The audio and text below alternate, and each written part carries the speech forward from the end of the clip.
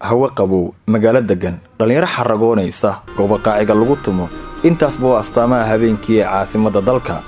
muqdisho waa magaalo u dhismaysa si xawli ah habeenkiina waxaa la isku ballansadaa goobaha indhaha soo jiidanaya ee ku yaala caasimadda si kastoo dhibaatooyin xanuun reebay uga dhaceen magaaladan haddana dawada kaliya ee bogsisa shacabka muqdisho waa isilowsiinta mahadhooyinkii dhacay iyo kuwa qoyan ee weli sii muuqda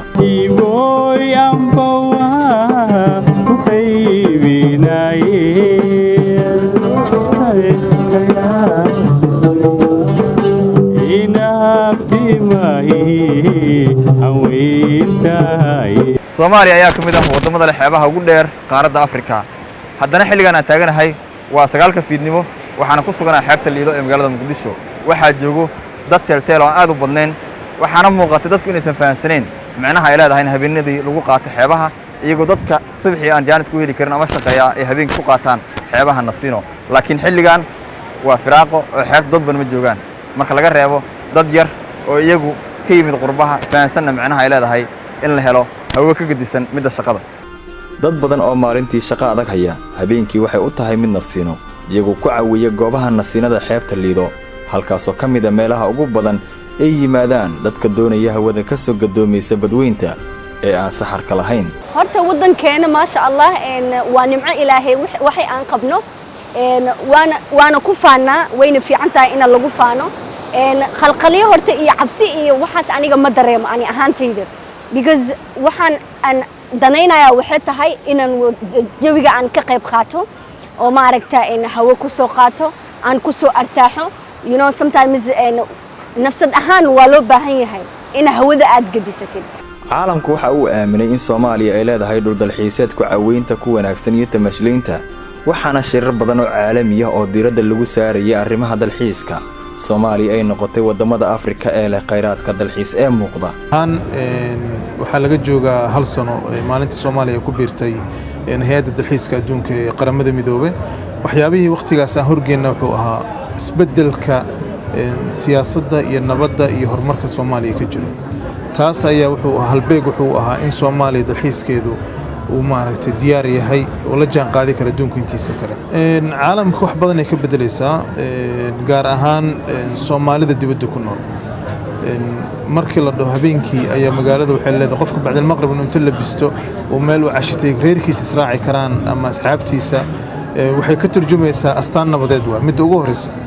astaan nabadeed markay jirtaan nolol markay jirtaan dalxiis ay jiro marka intaas oo la isu geeyay waxay u tahay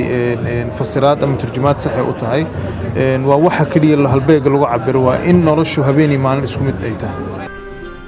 garoomada kubadda cagta ee ku yaala xaafadaha magaalada Muqdisho waa kuwa aan kala faaruq lahayn koox markay ka baxdana waxaa soo gala koox kale habeenkiina waxaa ku ciyaara kooxaha ugu badan ee ciyaara kubadda cagta tanna waxay muujinaysaa qiimaha caweyska habeenkii uu u leeyahay bulshada والله وحوينا كل دوينه سنديه هره وحوا حل قلب أهل الليل جري هبينك جانس هل جري إنك بدلنا هذا ما شاء الله قرون كان وجودا كبدا هبينك كل إلنا وقت إلا أي وقت دنبو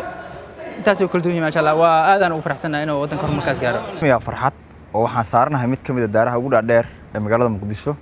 مقالة سجدنا وحكم مقدم مقال كدوان مقال كمالنتي وحلقة دريمة مقال كدجنان أدوين ضد بدن أياكم في سنة حافظها سلاسة هنا مقالة maalintii subaxii dadka jaaniska maalintii aan helin waxay qaataan habeenkii waxayna ku qaataan Nasiino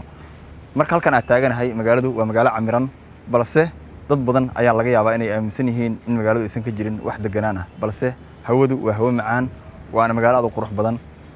Muqdishada maalinta la kulantaan ama dhibaatada ama qaxarka subaxii ka jira habeenka ma jiro waa deganaan waana qabow nolosha habeenkii ee Muqdisho waxay noqonaysaa mid marxaladaheeda wadato dadkuna waxay ku dhiiranayaan oo dalxiis tagaan magaalada walow goobaha habeenkii lagu qaxweeyo aysan ahayn kuwa badan marka loo eego tirada dadka u baahan qaxweynta maqaayadaha casriga ah waqtiyo kala duwan ee uu soo maro waxa jiray waqti in habeenkii la soo baxo ama maqrib hadii la gaaro in banaan loo soo baxo ay adkeen hada Muqdisho aad loogu wadacaweeyo la isugu yimaado hotelka soo Muqdisho ku yaalahay waa xilliga habeenkii marka la yiraahdo wuu buuxdhaafaa sida dadku u yimaadaan iyo sida ay u kala warqaadaan kaliya waxay ku kala waxay maanta jiraa waxay tahay kaliya in hab heerar kala duwan dadku ay tagaan hoteelada ama goobaha qaar aysan u suurtagali karin in qof kasta muwaadin ah inuu tago xaaladaha ka jira awgeed ayadana waa laga bixi doonaa mar kastoo dadku ay fahamkooda wanaagsanaadana waa mar kastoo inta la sii horumaro la is aamino la isna dhexgalo ganacsigu waxa uu dhaliyaa isku socodka dadka goobo badan ee ganacsi ayaa habeenkii u shaqeeya sida maalin cad kuwaas oo u furan xilli kasta waxaadna xilliga dhexe ee habeenkii aad arkaysaa dad ka tukaamaysanaya magaalada iyo gawaari u socota si caadi ah waa ka helaan saacad walba xilli kasta customerka ayaa la shaqeynaa waxaana eegnaa danta yani maxaa ku radaa customerka yani baahida u baahan yihiin iyo adeegyada yani ka maqan magaalada ka dhinaay in waqtiyadan kale yani waqti walba ay adeegooda heli karaan saqda dhexe ilaa iyo maxaa ku radaa maalintii xilli kasta calaamadaha muujinaya dib u kabashada wadan dagaal ka dhaceen waxaa ka mid ah in dhalinyaradiisu u muuqdaan kuwa ka koraya caburka qabyaaladda iyo nolosha gooni sooca ee ka jira dhexdooda waxaana magaalada Muqdisho habeenkii ka jira dhalinyaro kooxa isugu xiran oo ku midaysan farxadda iyo caawayska habeenkaas qofka habeenkii socda inuu dhaho qofkaas habeenkii uu socdaa waa qof nolosha ka dhacsan dadka nolosha ka dhacsan oo muqaadaraadka cunaa habeenkii socod jir laakiin dadka wax barta maalinkii wax barashada ku mashquulsan daalan dadka shaqeeya maalinkii shaqada ku mashquulsan daalan xilliga entertainmentiga iyo refreshmentiga aadan waa maalin habeenkii marka habeenkaas wuxuu macnaheedu sameeynaya in dadku ay nabadaas iyo helaan marka nabadda iyo waciga dadka kor u kacayo u sababa in habeenkii la caweeyo mid kalena habeenkii way ka naseex iyo farxad badan tahay maalinkii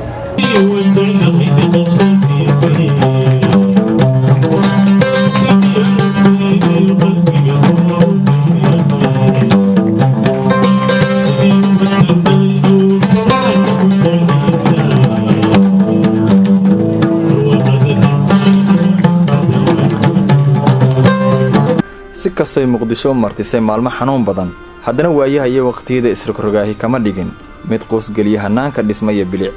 kaasoo sawirka guud ee habeenkii ka dhigaya meel ay macquul tahay in dhibaato xooggan ay ka dhacday haddana maalmo kadib isla sidii loo camiran yahay taasoo muujinaysa in noloshu soconayso si kastoo wax u dhacaan